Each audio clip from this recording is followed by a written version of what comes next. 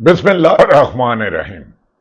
السلام علیکم ناظرین، میں ہوں شری عارف حمید بھٹی۔ ناظرین، بلا آخر پاکستان کا جو ہمسایہ برادر اسلامی ملک ہے افغانستان، دوحہ میں پاکستان اور افغانستان میں امن کے لیے مذاکرات کا آغاز ہو چکا ہے۔ امید ہے کہ پاکستان اس جنگ میں نہیں جائے گا اور طالبان پاکستان میں دہشت گردی ختم کر دے گا۔ دوسری طرف ٹی ایل پی کی خلاف کریک ڈاؤن میں تیزی آ گئی، ہزاروں گرفتاریاں، اور گزشتہ روز ٹی ایل پی کے آفیشیل اکاؤنٹ سے مرید کے 13 اکتوبر کو دعویٰ کیا گیا ہے ان کے اکاؤنٹ کے مطابق لاتعداد شہادتیں ہوئیں اور ذمہ داروں 4 لوگوں کو ذمہ داری کا انہوں نے دیا۔ دوسری طرف ناظرین، پرانے سیاستدان پاٹے پرانے ہو گئے۔ ضروری نہیں کہ آپ سینئر ہیں تو آپ عقل کی بات کریں۔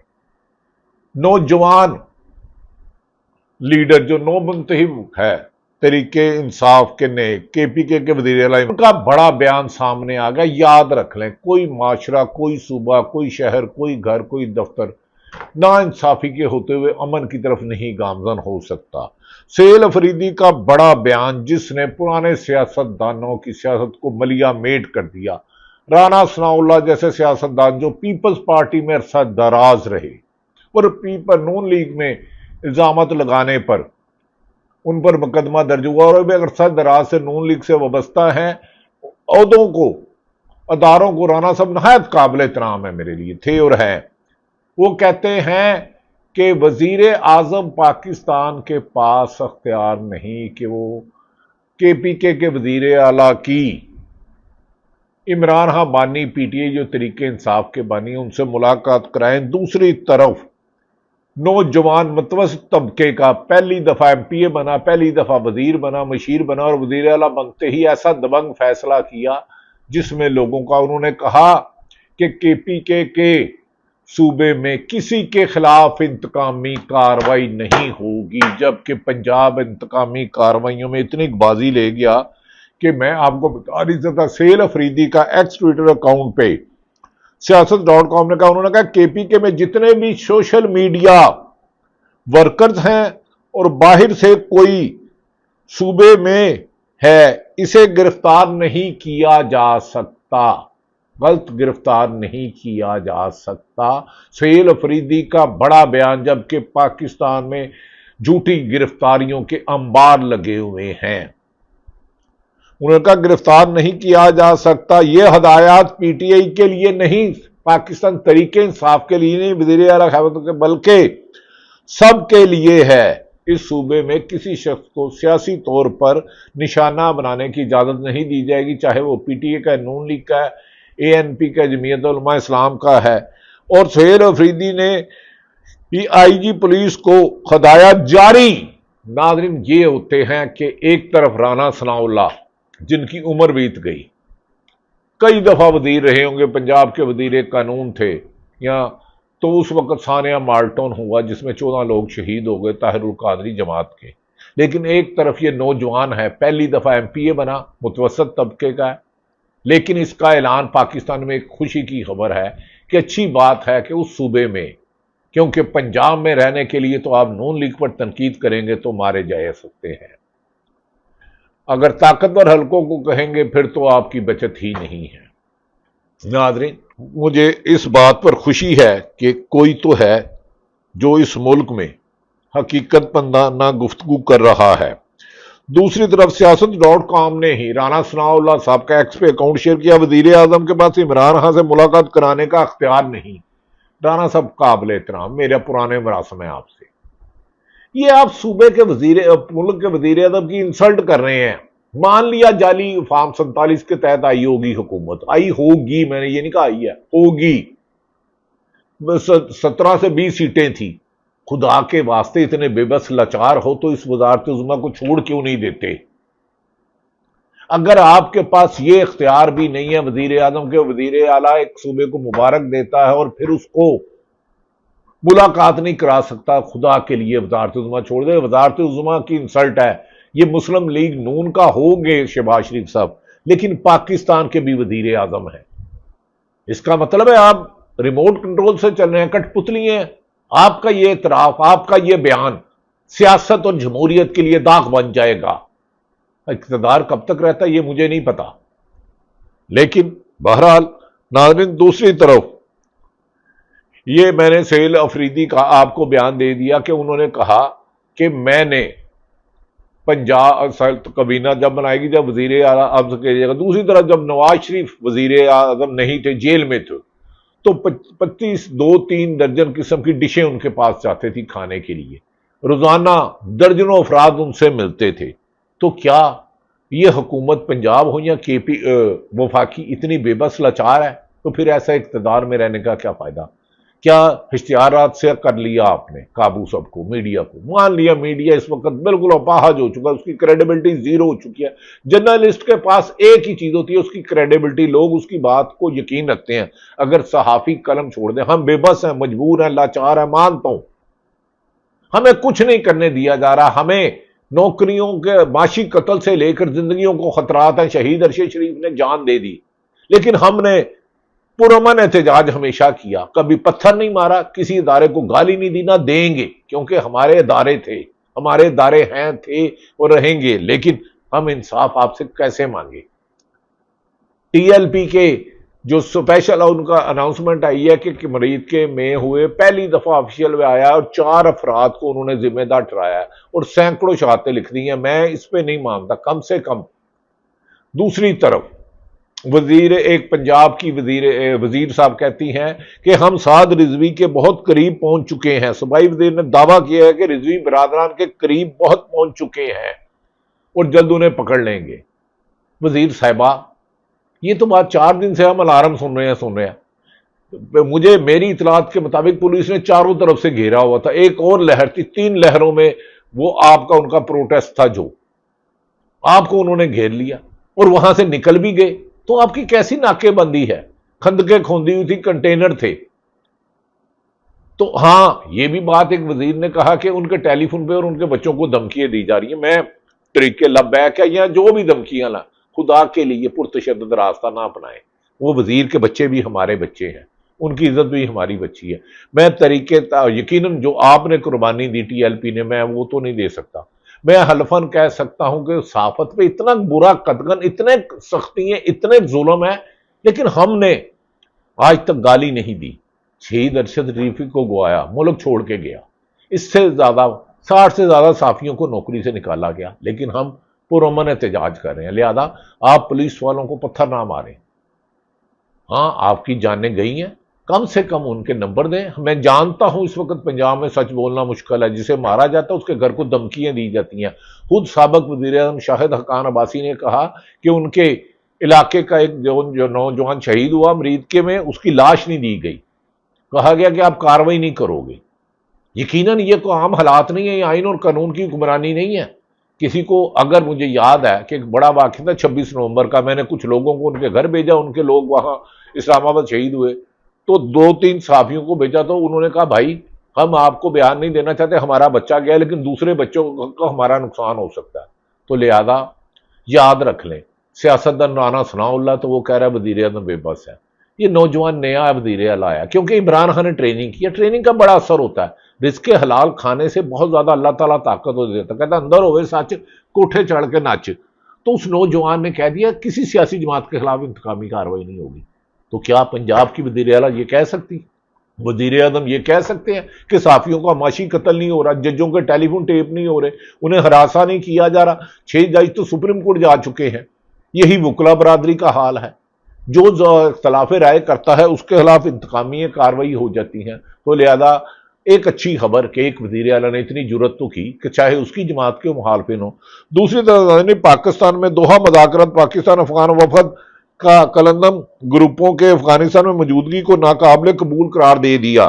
دوحہ مذاکرات، پاکستان افغان وفد پر کلندم گروپوں کی افغانستان میں موجودگی ناقابل افسوس قرار دے دیا۔ پاکستان افغانستان سے دہشت گردوں کی دراندازی کے ایک نکاتی ایجنڈے پر بات کر رہا ہے۔ سفارتی حکام قطر کے دارالحکومت دوحہ میں پاکستان اور افغانستان کے وفود کے درمیان مذاکرات کا پہلا دور مکمل ہو چکا ہے۔ سفارتی ذرائع کے مطابق مذاکرات میزبانی قطری انٹیلیجنس چیف عبداللہ بن محمد خلیفہ کر رہے ہیں اور پاکستان افغانستان دہشت گردوں کی در اندازی کے نکاتی ایجنڈے پر بات کر رہے ہیں۔ سفارتی ذرائع کے مطابق وزیر دفاع، اب انہوں نے میرے اسٹیبلشمنٹ کے بارے میں کیا کیا کہا، آپ سینکڑوں کلپ ان کے سن چکے ہیں، کی سربراہی کر رہے ہیں اور پاکستان کی سکورٹ کی معاونت کر رہے ہیں۔ خواجہ صاحب، آپ نے تو کہا تھا یہ جنرل یہ کرتے ہیں 71-65 کی، آج کس منہ سے آپ کر رہے ہیں؟ خیر چلیں، یہ آپ وزیرے ہیں، آپ جانیں آپ کا کام سانو کی تے تانو کی، میں تو اس بات میں پڑھتا ہی نہیں، کیونکہ افسوس ہے مجھے کہ ہم اس ملک کے باسی ہیں جہاں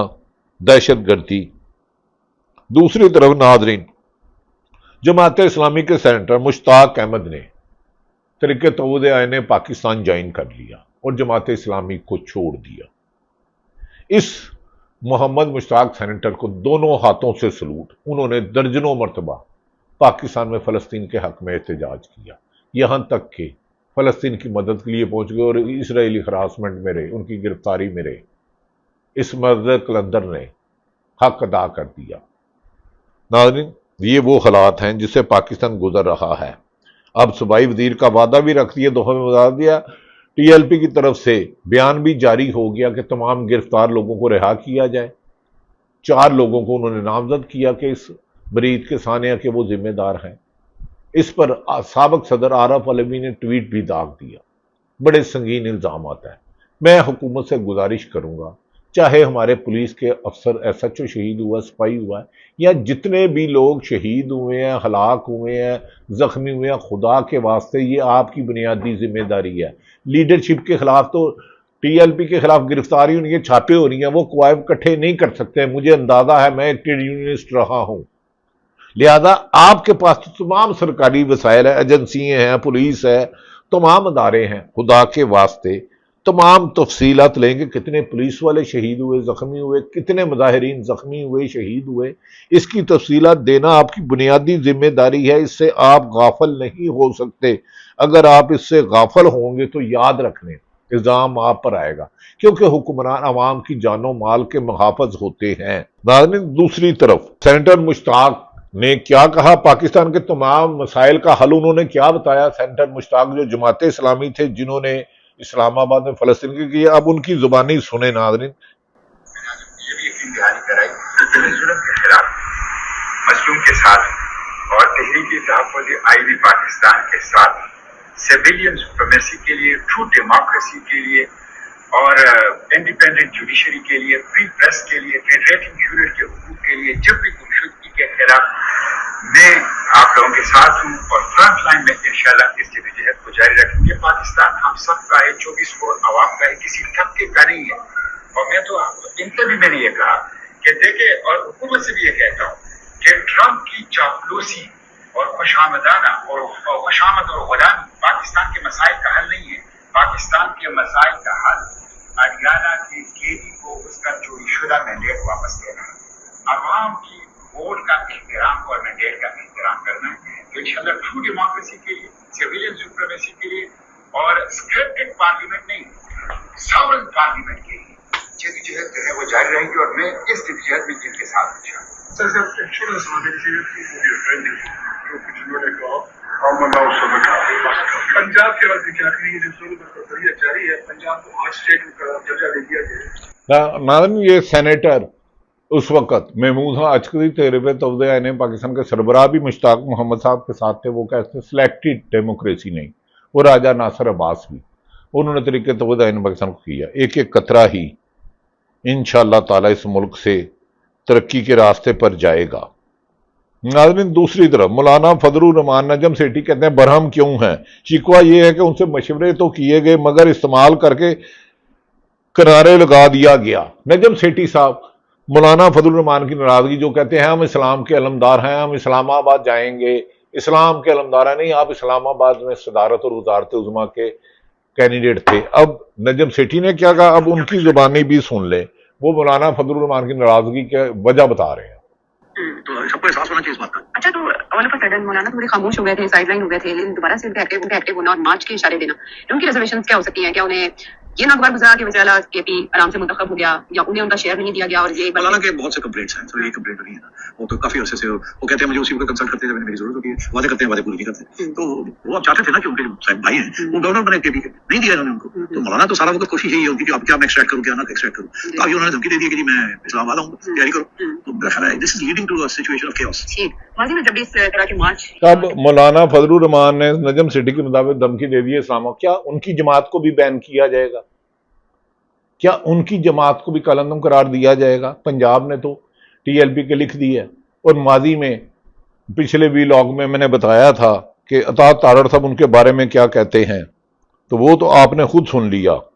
क्या नाज़रीन, ये वो सूरत हाल है जो पाकिस्तान में तशवीशनाक है। दूसरी तरफ पाकिस्तान तहरीके इंसाफ को, इमरान कायद को आइसोलेशन में डाल दिया गया है, उनसे मुलाकातें नहीं करने दी जा रही। दूसरी तरफ नवाज शरीफ जब जेल में थे तो आज दुनिया टीवी की मैं खबर देख रहा था, रोजाना दर्जनों डिशें उनकी घर जाती थी, आलू पराठे जाते थे, मुलाकातें जाते थे। तो क्या साबिक वज़ीर-ए-आज़म इमरान खान पाकिस्तान के शहरी नहीं है? क्या अदालतों का हुक्म ना मानना हुकूमत ने मामूल बना लिया है? क्या अदालतों की हुक्मदुली आइन शिकनी नहीं है? क्या जेल मैनुअल के मुताबिक किसी कैदी को उसका अख्तियार देना ये ज्यादती नहीं है? नाज़रीन, हुकूमत को सोचना होगा कि उनकी नाइंसाफियां इस मुल्क में गुस्से और गम की लहर दौड़ रही है। नवाज शरीफ ने कहते हैं 9 महीने ही किया। तलाल चौधरी साहब, मैं आपको बताऊं, मुशर्रफ डिक्टेटर था, गलत था। उसका जहाज, आर्मी चीफ का जहाज पाकिस्तान कराची एयरपोर्ट पे नवाज शरीफ साहब ने बतौर वजीर आजम लैंड करने नहीं दिया। राना मकबूल मरहूम जन्नत नसीब करे, आज तो ने गिरफ्तार करने भेज दिया chief of army staff Pakistan को। और उसके बाद वो जहाज में थे, जहाज कहते थे बेशक फ्यूल खत्म हो सकता, बड़ा हादसा, और कई जर्नैल हमारे एस्टेब्लिशमेंट के अफसरान थे, लेकिन पीछे से जब उन्होंने मार्शला लगाया तो वो दीगर जर्नैल ने लगाया, वो तो आज भी मौजूद है।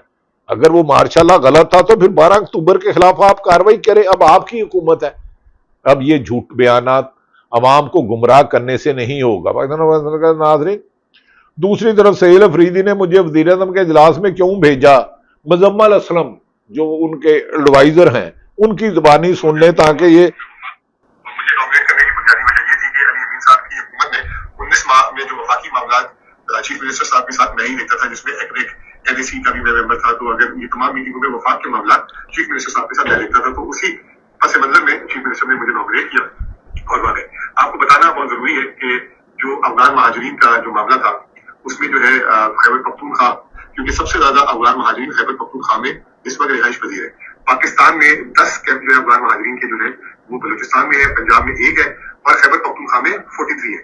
और ये जो अफगान महाजरीन की वापसी है ये 2023 से सिलसिला चल रहा है।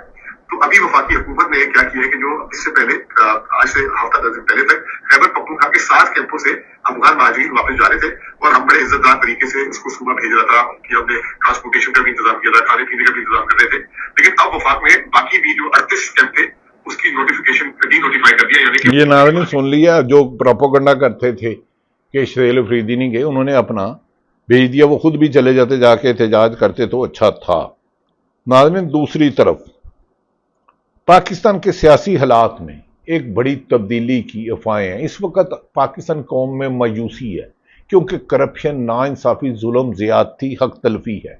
अदलिया के जज साहबान कहते हैं हमें वो इंसाफ के मुताबिक फैसला, साफी कहते हैं हमें सच नहीं बोलने दिया जाता जिसकी मैं गवाही दे रहा हूँ।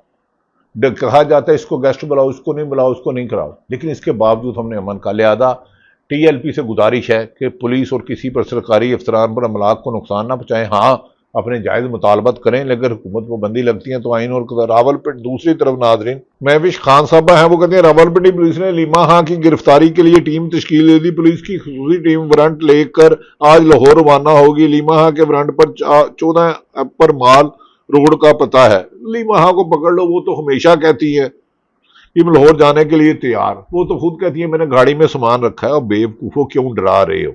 बहरहाल नाज़रीन, पंजाब की जो सूरत हाल है इसमें सबसे ज़्यादा तशवीशनाक है। इंतकामी कार्रवाइयाँ रुकनी होंगी, याद रख लें। اس وقت پاکستان سخت مشکلات کا شکار ہے۔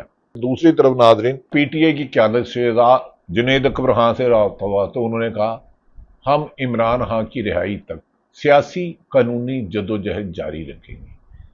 جو لیڈر کے پیچھے 80% عوام ہو وہ جیل میں قید تنہائی کے رہ کے بھی نامزد کرے تو وزیر اعلیٰ بن جاتا ہے، اور جو آزاد ہوں جنہیں سرکاری مشینری مسرو وزیر اعظم بن کے بھی بے بس اور بے اختیار ہوتا ہے۔ یہ وہ حالات ہیں، لہذا پاکستان میں رول آف لا لانا ہوگا، عوام سے مایوسی نکالنا ہوگی۔ افسوس ہمیں یقین ہے کہ دوحہ میں پاکستان اور افغانستان کے ہونے والے امن مذاکرات کامیاب ہوں گے اور افغان سرزمین پاکستان کے لیے دہشت گردی کے لیے استعمال نہیں ہوگی۔ پاکستان زندہ باد۔